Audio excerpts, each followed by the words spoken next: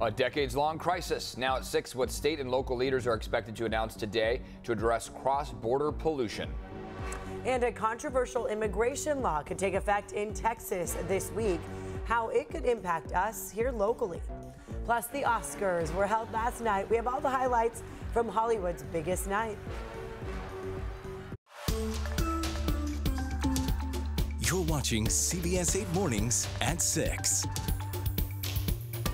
Thanks for joining us here at 6 a.m. on this Monday. Hope you had a nice weekend, everyone. I'm Eric Connors. And I'm Netta Irampur. Yeah, glad you're with us. And we're all adjusting. The time change. Yeah. It's dark still. It is dark still. Yeah. We get that nice extended afternoon, early evening hour. Yes. But the trade-off is it's dark a little longer in the morning. Exactly. So we will have later sunsets of closer to 7 p.m. But our sunrise not until after 7 this morning. So here's a look right now. Mount Soledad, where obviously we do have some clouds and some clear skies. A little mix of it all. Marine layer will return with onshore flow. A little bit cooler to start off this week, especially after we got so spoiled over the weekend. It was amazing. Storms will stay to the north. A low chance of rain here in San Diego. Does not look like much of that's going to come our way. You might just get a little mist from our marine layer tomorrow and Wednesday. Fog right now are forming in places like Otay Mesa, so heads up there through the South Bay if you're driving. You may be joined with some low-lying clouds, same with maybe in Ramona, right along our foothills of the mountains. But the bigger picture does show onshore flow. That west to east wind is upon us, keeping things somewhat cool. So we'll let you know what that means for your temperatures, when our next warm-up will be coming. All of that coming up here in just a few minutes.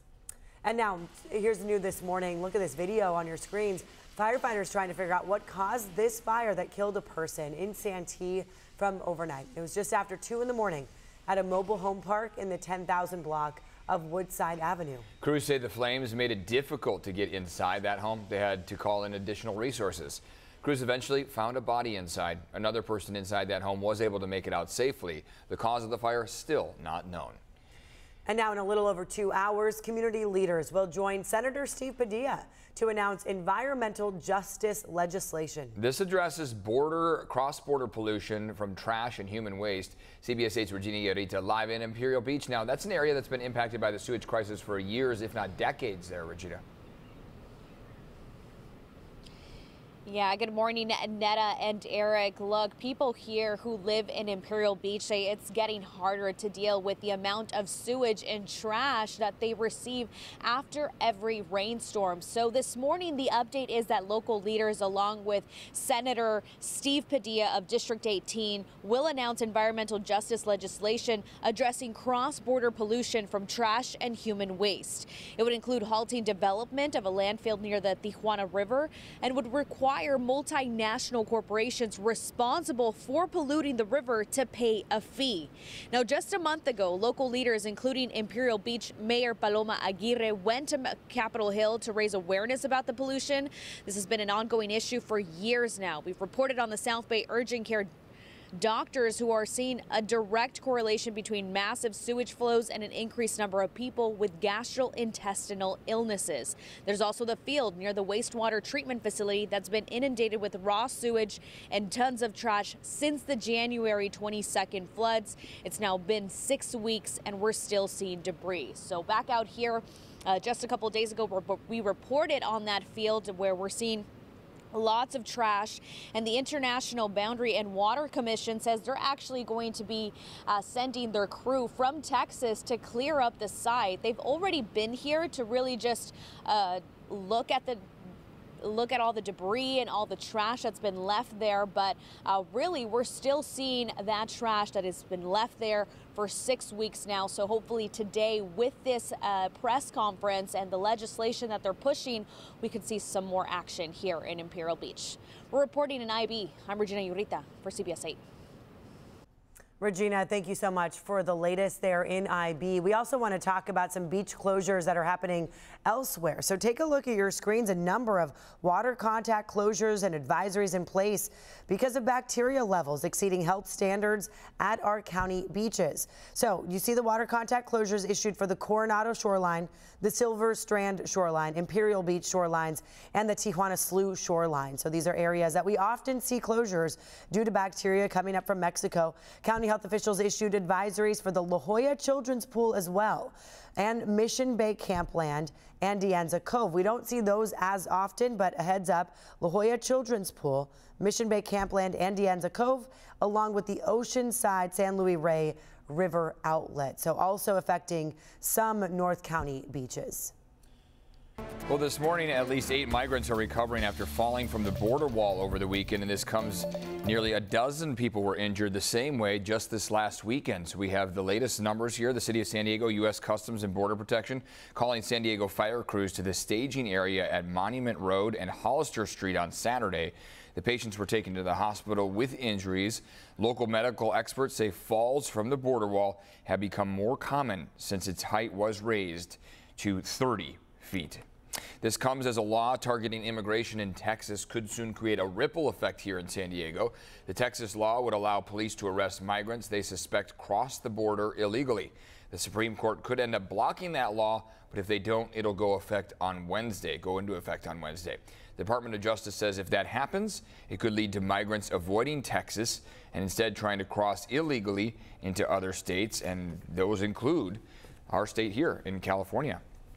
Well, this week, both President Biden and former President Donald Trump could gain enough delegates in the primary contest to secure their party's nominations. Yeah, the two 2024 front runners have already pivoted towards a general election rematch. As we've been reporting, they're holding dueling rallies over the weekend. They were in Georgia. Voters in the Peachtree State, Mississippi, Washington State will all make their voices heard at the polls tomorrow. So here's Naomi Ruckham now from the campaign trail. Get out the vote. Stumping in Georgia over the weekend, President Biden and former President Donald Trump previewed their likely general election rematch, trading barbs while pushing voters to the primary polls tomorrow. Donald Trump and the MAGA Republicans are trying to take our freedoms away. Let's send crooked Joe Biden packing. With immigration remaining a top issue this election season, the current and past presidents both addressed the killing of a Georgia nursing student, allegedly by an undocumented migrant. Speaking to MSNBC, President Biden expressed regret for referring to the suspect as a, quote, illegal during last week's State of the Union address, following criticism from some in his party. I shouldn't have used illegal. It's undocumented. Trump later bashed Biden's comments. He was an illegal migrant, and he shouldn't have been in our country. Trump also slammed Georgia's criminal case, charging him with trying to overturn the 2020 election. This whole witch hunt should be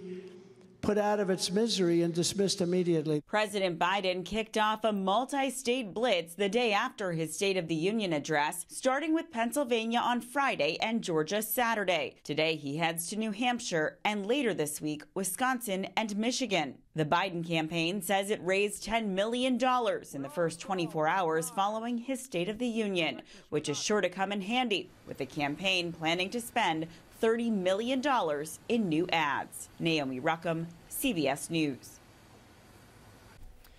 All right, taking a peek outside here on this Monday. How's it looking out there? You know, we do have a few clouds hanging out with us and some bugs that are into the lights right there in this view. So as we look across San Diego, some of you will have clear skies, some will have some clouds. It'll be, you know, moving around, obviously changing up on you throughout the day. And under the sun, as we know, it feels pretty nice. We will be in the mid-60s, though, so heads up, it will feel cooler than what you had over the weekend. 55 degrees, that's right now for downtown San Diego. Winds are calm. Winds overall will stay calm, but we are getting an onshore flow, so the wind direction coming in from the west. As you'll notice, by about noon, low 60s will be upon us, and then by this afternoon, our warmest time of the day, 62, 63 degrees. Chula Vista, 64. That's your afternoon high. Same with San Ysidro, La Mesa. Further inland you go, it gets a little bit warmer. Mid-60s, though, overall will prevail for most of San Diego. In Encinitas, a little bit cooler than that at 60 degrees. I know a lot of the weekend, obviously, many people were in town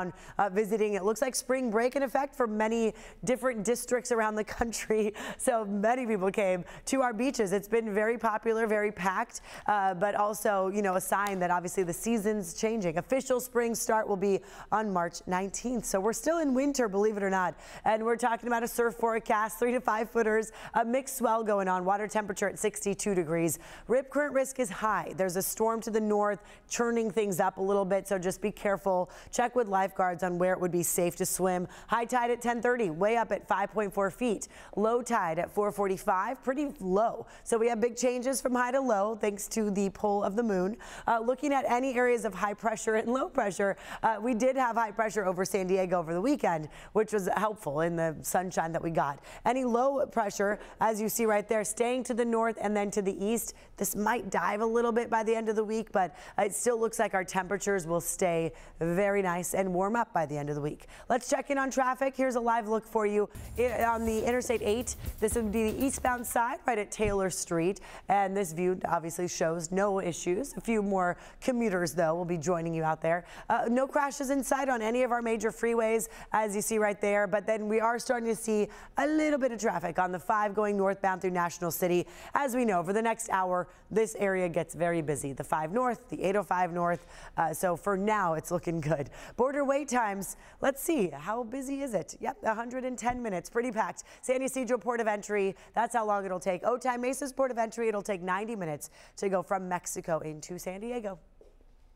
Still ahead here, Kate Middleton, the Princess of Wales, finally speaking out this morning over a photo. It's raising some eyebrows.